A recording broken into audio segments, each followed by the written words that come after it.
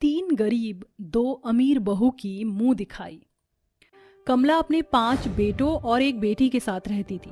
वो अपने पांचों ही बेटों के लिए लड़कियां ढूंढ रही थी। अरे शांति, वो जो तू लड़कियां बता रही थी, आज उनके घर चलें क्या? जी मालकिन, आप जब चाहो तब जा सकती हो। वो लोग तो बड़ी ही शिद्दत से अपनी बच्चियों की शादी करने का इंतजार कर रहे हैं। तो ठीक है, मैं आज ही अपने बेटों के लिए लड़कियां देखने चली जाऊंगी। कमला ऐसे बोल ही रही थी कि तभी एक पंडित उसके घर आया। आइए आइए पंडित जी। कमला बहन, ये खुश खबरी है। मुझे आपके बेटों के लिए लड़कियां मिल गई हैं। घर बार बहुत अच्छा है, आप भी एक नजर देख लो। लगता है आज भगवान की कृपा मेरे ऊपर बरस रही है। अगर भगवान ने चाहा तो बहुत जल्द ही मैं अपने पांचों बेटों की शादी एक साथ करवा दूंगी। ऐसा जरूर होगा। ऐसे बोलकर पंडित ने कमला के हाथों में 2 अमीर घरानों की लड़कियों की तस्वीरें दे दी। दोनों लड़कियां वैसे तो अमीर थीं, लेकिन रंग से बहुत काली थीं। देखो बहन, लड़कियां तो अच्छी हैं और घर बार भी सही है, बस लड़कियों का रंग थोड़ा। अरे चुप करो पंडित जी, लड़कियों की सूरत से ज्यादा सीरत अच्छी होनी चाहिए, रंग की क्या है। और काली लड़कियां क्या सुंदर नहीं होती हैं? अरे एक से एक सुंदर लड़की पड़ी हुई है, सांवले रंग की भी, बस देखने के लिए नजर होनी चाहिए। सही कहा मालकिन, ये बात तो 16 आने सच है, सुंदरता को देखने के लिए नजर होनी चाहिए। अब पंडित जी, इन लड़कियों से मेरे बेटों का रिश्ता पक्का कर दो। कितने खुले विचार हैं आपके। ठीक है कमला जी, मैं अभी इन बच्चियों के घर खबर कर देता हूँ। शांति, मोना को बोलो कि तैयार हो जाए, हम आज ही लड़कियां देखने जा रहे हैं। फिर क्या था, कमला शांति के साथ मिलकर लड़कियां देखने चली गई। वो लड़कियां गोरी गोरी और बड़ी ही सुंदर सुंदर थी, लेकिन वो तीनों ही बहुत ज्यादा गरीब परिवार से थी। स्वागत है, हमें बहुत अच्छा लगा कि आप मेरे घर मेरी बच्चियों को देखने आए। अरे राखी बेटा, जाओ जल्दी से चाय लेकर आओ। जी पापा। राखी, सिया और दिया अपनी सुंदरता की वजह से देखते ही कमला को भा गई, लेकिन उनकी गरीबी उसे वो रिश्ता ठुकराने पर मजबूर कर रही थी। देखो भाई साहब, आपकी बच्चियां हैं तो चांद के टुकड़े, लेकिन इन इंसानी चांद के टुकड़ों की दुनिया में कोई अहमियत नहीं मानती है। आपने अपनी बच्चियों की शादी के लिए कुछ तो जोड़ा हुआ होगा। बहन, गरीब हूँ, 3 बेटियों और इनकी बीमार माँ की जिम्मेदारी इस गरीब पर ही है, लेकिन हाँ, फिर भी जितना मुझसे बन पड़ेगा मैं करूँगा। कमला अच्छे स्वभाव की औरत थी, उसे उनके बाप की बात समझ आ गई। आप परेशान ना होइए, मैं आपकी बेटियों की डोली अपने आंगन में रखवाने को तैयार हूँ, आप बस तैयारी कीजिए। गरीब बाप बहुत ज्यादा खुश हो गया। कमला ने राखी, सिया और दिया से अपने तीनों छोटे बेटों की शादी पक्की कर दी और माया और दिशा के साथ अपने बड़े बेटों की। देखते ही देखते दिन बीत गए और आज पांचों ही बेटों की शादी का दिन आ गया। कमला ने बड़े ही धूमधाम से अपने बेटों की शादी करवाई। कमला की काली और अमीर बहुएं तो अपने साथ ढेरों दहेज लाई थी, जिसकी वजह से वो बहुत ज्यादा खुश थी। लेकिन गरीब बहनें सिर्फ विदाई में 4 सूट ही अपने मायके से लेकर चली थी, जिसकी वजह से कमला को बहुत गुस्सा आया और गृह प्रवेश हुआ। तुम्हारा मेरे घर में स्वागत है बहुओं। इस घर में सिर्फ मैं और मेरी बेटी मोना है और एक काम वाली है। अब मैं तुम्हारा ज्यादा समय नहीं लूँ, रात बहुत हो गई है, तुम लोग भी थक गई होंगी ना, जाओ जाकर आराम कर लो। कल तुम्हारी पहली रसोई के बाद शाम को तुम्हारी मुंह दिखाई का फंक्शन है। कमला की बात सुनकर पांचों बहुएं अपने अपने कमरे में चली गईं। अगली सुबह आज पांचों ही बहुओं की पहली रसोई थी। पांचों बहुएं तैयार होकर अपनी सास के पास आ गई। उठ गई बहुओं? जी सासू माँ। चलो तो जल्दी से अब तुम अपनी पहली रसोई की रस्म निपटा लो। क्या ये सब जरूरी है? I mean, मैंने कभी अपने मायके की रसोई की शक्ल भी नहीं देखी है। कोई बात नहीं बहू, मैं तुझे बताऊंगी कि तुझे खाना कैसे बनाना है। माँ जी, मुझे भी? चुप कर, अब ये मत कहना कि तुझे भी खाना बनाना नहीं आता। अरे नालायक, तुम्हारे बाप को बिना दहेज तुम्हें विदा करते हुए तो शर्म नहीं आई? कम से कम थोड़ी सी शर्म करके घर के काम तो सीख लेती। अब मैं नहीं जानती कि तुम्हें कुछ बनाना आता है या नहीं, मुझे पहली रसोई की रस्म में कोई भी कमी नहीं चाहिए, बस। कमला ऐसे बोलकर अपनी अमीर बहुओं को अपने साथ लेकर चली गई। उनकी अमीर जेठानियां अपनी गरीब देवरानियों पर हंस रही थी। तू इस सब पर ध्यान मत दे, तेरी बहनें तेरे साथ हैं और जब हम तीनों साथ हैं तो हमें किसी का कोई डर नहीं है। तू हमारे साथ आ, हम तुझे बताएंगे कि कैसे खाना बनाना है। तीनों बहनें भी रसोई के अंदर आ गई। कमला अपनी अमीर बहुओं को खाना बनाने को बोल रही थी। बहू, पहली रसोई में तुम लोग खीर पूरियां बना लो। नहीं माँ, हम ये नहीं बनाएंगे। अच्छा, तो दोनों मिलकर सूजी का हलवा बनाकर चूल्हा पूजन कर देना। मैं तुमसे खाना बनाने को भी नहीं बोलूंगी। हम क्या आपको मास्टर शेफ नजर आ रहे हैं? जो हमारा मन करेगा हम वो बनाएंगे। आप यहाँ से जाइए। अमीर बहुओं ने हेकड़ी दिखाकर अपनी सास को भगा दिया। कुछ देर बाद पांचों बहुएं अपना अपना खाना लेकर आईं। अमीर बहुओं ने बस अंडों का ऑमलेट बनाया था और गरीब बहुओं ने ढेरों पकवान, लेकिन उस सब का भी कमला पर कोई असर नहीं हुआ। ऐसे ही शाम हो गई और अब पांचों ही बहुओं की मुंह दिखाई का समय था। पांचों बहुएं तैयार होकर नीचे आ गई। आओ आओ भाभी, आप यहाँ? अरे ये तो बस 2 ही कुर्सियां हैं। ये 2 कुर्सियां मेरी अमीर बहुओं की हैं। इन गरीबों ने मुझे क्या दिया है? तुम तीनों नीचे बैठो। कमला ने अपनी अमीर बहुओं को कुर्सी पर बिठाया और गरीब बहुओं को जमीन पर ही बैठा दिया। एक एक कर पांचों बहुओं की मुंह दिखाई होने लगी।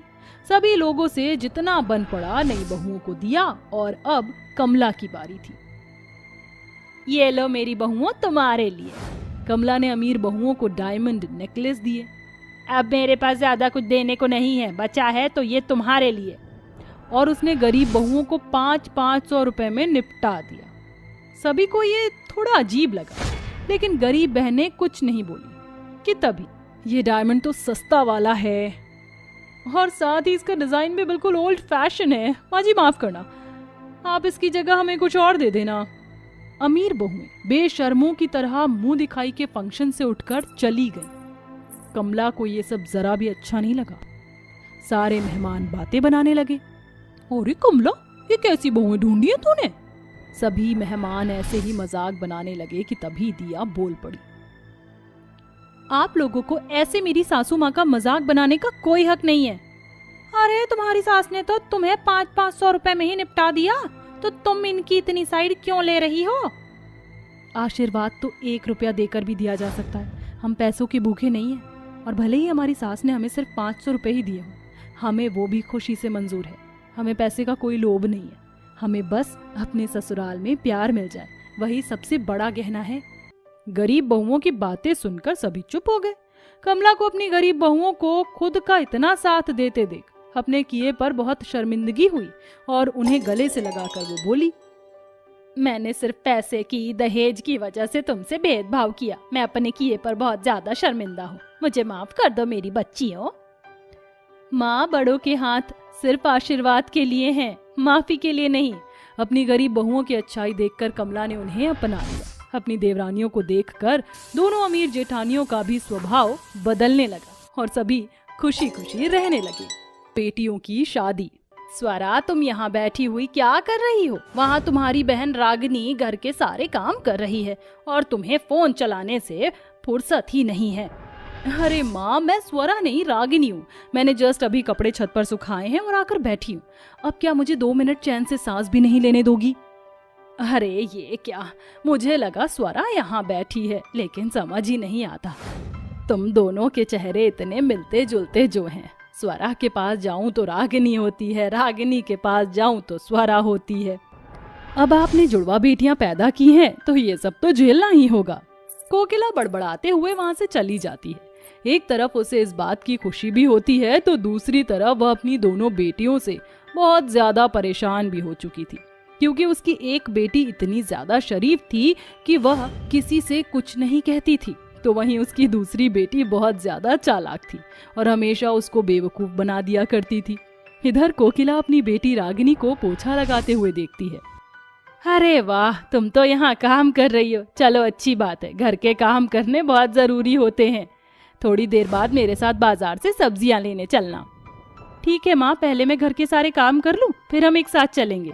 तभी कोकिला की नजर रागिनी के हाथ पैर पर पड़ती है। उसके हाथ पर वही काला डोरा बंधा होता है जो कोकिला ने उसे बांधा था, जिसे देखकर वह अपने सर पर हाथ रखकर कहती है, इस लड़की ने मुझे फिर से बेवकूफ बना दिया। हमेशा की तरह ये मुझे बेवकूफ बना देती है। तू स्वरा नहीं बल्कि रागिनी है, और स्वरा ने मुझे तेरा नाम लेकर झूठ बोला। अभी इसकी खैर लेती हूँ। कोकिला अपने कमरे में एक छड़ी लेकर स्वरा के पास पहुंच जाती है, जहां वह उसे ठीक करने के लिए उसके पास जा ही रही होती है। लेकिन स्वरा अपनी माँ की मार खाने से यहाँ से वहां भागकर अपने आप को बचाने लगती है। ये क्या कर रही हो? मुझे लग जाएगी। मुझसे दूर रहो। मुझे माफ कर दो। आइंदा ऐसा दोबारा नहीं करूंगी। सॉरी माँ, सॉरी। ऐसा बोलते बोलते वह अपनी चप्पल उठाकर घर से बाहर निकल जाती है। बस करो माँ, अब उसके पीछे क्या ही भागोगी। इस लड़की ने मेरा जीना हराम कर रखा है। अब क्या बताऊं, हर बार धोखा दे जाती है। अरे माँ छोड़ दो ना स्वरा को, आपको तो पता ही है वो कितनी चंचल है। अच्छा माँ, मैं ये कह रहा था कि मैं जब रास्ते से घर लौट रहा था तो गांव के एक आदमी ने मुझे मेरी दोनों बहनों के लिए रिश्ते बताए हैं। क्या कहा? रिश्ता कौन है? कैसे हैं? हमारी बेटियां वहाँ खुश रहेंगी या नहीं? पहले ये सब जानना भी तो बहुत जरूरी है। अमीर परिवार से रिश्ता आया है माँ। परिवार भी बहुत अच्छा है। मेरी दोनों बहनें वहाँ पर खुश रहेंगी, ये मेरा तुमसे वादा है। अगर तू अपनी बहनों के लिए सोच रहा है तो तूने अच्छा ही सोचा होगा। चल ठीक है, तू रिश्ते की बात कर ले। रागिनी तो समझदार है, बाकी स्वरा को मैं समझा दूंगी। अपनी शादी के बारे में सुनकर रागिनी शर्मा जाती है और वहां से चली जाती है। जिसके बाद वह घर के सारे काम करके जंगलों की तरफ पहुंच जाती है, जहां नदी किनारे उसकी बहन भी बैठी होती है। मुझे पता ही था तुम यहीं बैठी होगी। हमेशा तुम मेरा नाम इस्तेमाल करके माँ को चकमा दे देती हो। तुम्हें ऐसा नहीं करना चाहिए स्वरा। अरे रागिनी, तुम्हें तो पता ही है मुझे घर के काम करना बिल्कुल भी पसंद नहीं, इसलिए मुझे ये सब करना पड़ता है। वैसे मुझे तुम्हें कुछ बताना था। दरअसल हमारे रिश्ते की बात चल रही है और भैया ने हमारे लिए 2 लड़के देखे हैं, एक ही परिवार से। हे भगवान, इसका मतलब मुझे आगे की जिंदगी तक तुम्हें झेलना ही पड़ेगा। ओह, ये तो ठीक नहीं होगा। स्वरा की बातें सुनकर रागिनी को हंसी आ जाती है और वह उसे गुदगुदी करने लगती है। इस प्रकार दोनों बहनें एक दूसरे को बहुत प्यार किया करती थी। वहीं उन दोनों को हरा रंग इतना पसंद था कि वह जंगल से रोजाना अपने लिए बड़े बड़े पत्तों से ड्रेस बनाकर पहना करती थी। माना कि मैं घर में कोई काम नहीं करती, लेकिन मेरे अंदर इतना अच्छा टैलेंट है कि मैं दुनिया की नेचुरल चीजों से कपड़े बना सकती हूँ। ये देखो, मैंने तुम्हारे लिए कितनी प्यारी ड्रेस बनाई है पत्तों से। ये तो बहुत ही सुंदर है। तुमने तो कमाल ही कर दिया। चलो अब घर वापस चलते हैं, सब लोग हमारा इंतजार कर रहे होंगे। अपने पत्तों से बने हुए कपड़े पहनकर वो दोनों घर लौट आई हैं, जहां उनकी दोनों भाभियां उनसे कहती हैं, अरे आ गई सीता और गीता। अरे रूपाली, ये दोनों सीता और गीता नहीं, गीता और बबीता हैं। उड़ा लिया आप लोगों ने हमारा मजाक, या और भी कुछ बाकी रह गया है? अरे नंद जी, गुस्सा क्यों होती हो? हम दोनों तो मजाक ही कर रहे थे, है ना। तुम दोनों जुड़वा बहनों को देखते ही मजाक करने का मन कर जाता है, तो हम दोनों कर लेती हैं। तुम बोलो तो हम वो भी ना करें। रूपाली की बात सुनकर स्वरा गुस्से से अपने कमरे में चली जाती है। जिसके बाद रागिनी को देखकर वह दोनों कहती हैं, रागिनी, तुम तो बिल्कुल जंगल की मोगली लग रही हो। क्या पहना है तुमने ये? आपको नहीं पता क्या? ये जंगल के पत्तों से बने हुए कपड़े हैं। अच्छे लग रहे हैं ना? इससे हमारी बॉडी को एक फ्रेश एयर मिलेगी। रागिनी की बात सुनते ही दोनों जोर जोर से हंसने लगती। ये देख रागिनी वहां से चली जाती है। ऐसे ही अब धीरे धीरे उन दोनों बहनों की शादी की रस्में शुरू हो जाती हैं। हल्दी वाले दिन वह दोनों बहनें जंगल में जाती हैं और जंगल से पीले पीले पत्ते और गहने के फूल तोड़ कर ले आती हैं, जिससे वह अपनी हल्दी की रस्म के लिए कपड़े बनाना शुरू करती हैं। हे भगवान, ये सब क्या चल रहा है? रागिनी, तुम तो समझदार हो, तुम स्वरा का साथ दे रही हो। कुछ दिनों बाद तुम्हारी शादी है और तुम यहाँ जंगल के पत्तों से कपड़े बना रही हो। अरे माँ, आपको तो पता ही है हमें हरे रंग से कितना प्यार है, और हरियाली तो हमारे लिए बहुत मायने रखती है। बस इसलिए हम चाहते हैं कि हम अपनी शादी में इस हरियाली का खूब इस्तेमाल करें। लेकिन बेटियों, आजकल मार्केट में कितने प्यारे प्यारे सुंदर और हैवी लहंगे चल रहे हैं, तुम्हें ये पत्तों के कपड़े ही क्यों पहनने हैं? माँ, आप देखते जाओ, पूरी शादी में आपकी दोनों बेटियां ही अलग चमकेंगी और कोई दिखाई भी नहीं देगा। कोकिला अपनी दोनों बेटियों की ये बातें सुनकर हैरान रह जाती है। जिसके बाद वह बाकी के काम करने चली जाती है। वहीं रागिनी और स्वरा मिलकर पीले गेंदे के फूल और हरी पत्तियों से अच्छी अच्छी सुंदर ड्रेस बना लेती हैं और अपनी हल्दी की रस्म के लिए आकर बैठ जाती हैं। उनकी पत्तों वाली ड्रेस देखकर घर पर आए हुए मेहमान तो बहुत खुश होते हैं, लेकिन कुछ उनका मजाक उड़ाने लगते हैं। जिसके बाद भी उन दोनों बहनों को जरा भी फर्क नहीं पड़ता। अगली रस्म मेहंदी की रस्म है। चलो उसके लिए भी अपनी तैयारी आज से ही शुरू कर देते हैं। रागिनी और स्वरा दोनों ही मिलकर जंगल में जाकर एक एक अच्छे से पत्तियां बीन बीन कर घर लेकर आते हैं, जिसमें उनकी बहुत ज्यादा मेहनत लग जाती है। और वो दोनों मिलकर मेहंदी की रस्म में पहनने के लिए हरे कपड़े बना लेती हैं। ये देख उन दोनों का पूरा परिवार उन्हें ऐसे कपड़े पहनने से मना तो करता है, लेकिन रोक नहीं पाता। अरे तुम दोनों लड़कियों ने तो हमारी नाक ही कटवा दी। इस तरह मोगली बनकर कोई बाहर कैसे जा सकता है? जरा सोचो तो सभी लोग क्या सोच रहे होंगे तुम दोनों के बारे में। हम जैसे भी हैं माँ, हम बिल्कुल बढ़िया हैं। और फिर इतने महंगे लहंगे लेकर, इतनी महंगी ड्रेस पहनकर कोई फायदा नहीं। हमारे इन पत्तों की वजह से कितने सारे पैसे बचे होंगे, आप इसका अंदाजा भी नहीं लगा सकती। तभी वहाँ स्वरा के दोनों भाई आ जाते हैं और पहली बार वो दोनों अपनी बहन के सपोर्ट में बोलते हैं, बहुत अच्छी बात है, तुम्हें जो पहनने का मन करे वो पहनो, कोई तुम्हें नहीं रोकेगा। ये तो कितना अच्छा टैलेंट है माँ, आप इसके लिए क्यों बेचारियों को डांट रही हो? ये दोनों जैसा चाहेंगे वैसा ही होगा, आप उसकी चिंता मत कीजिए। अपने भाइयों को अपना सपोर्ट लेते हुए देख वो दोनों जुड़वा बहनें बहुत खुश होती हैं। उस दिन के बाद वह जंगल से जाकर अपने लिए खूब सारे पत्ते और कई सारे फूल तोड़कर लेकर आती हैं और दोनों बहनें मिलकर उनसे अपना शादी का जोड़ा बना लेती हैं। पत्तों के कपड़े पहनकर जब वह बारात के सामने पहुंचती हैं, तो उसके सास ससुर उन्हें देखकर हैरान रह जाते हैं। अरे मैंने तो सोचा ही नहीं था कि बहुएं कभी अपनी शादी के दिन पर पत्तों वाले कपड़े पहनेंगी। तुम दोनों बहुत ही सुंदर लग रही हो। हाँ, मेरी दोनों बहू बहुत ही यूनिक और समझदार हैं।